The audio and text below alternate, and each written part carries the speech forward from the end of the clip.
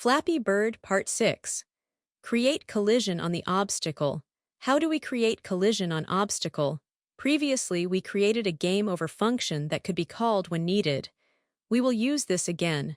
Go back to the code in the figure and drag in the block called collision. It should stand on its own.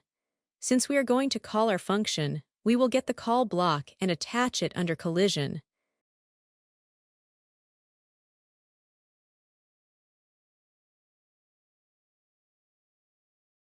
Drag black from node to the get self block from earlier.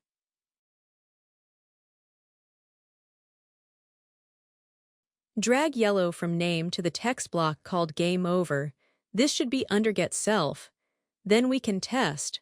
Try it yourself.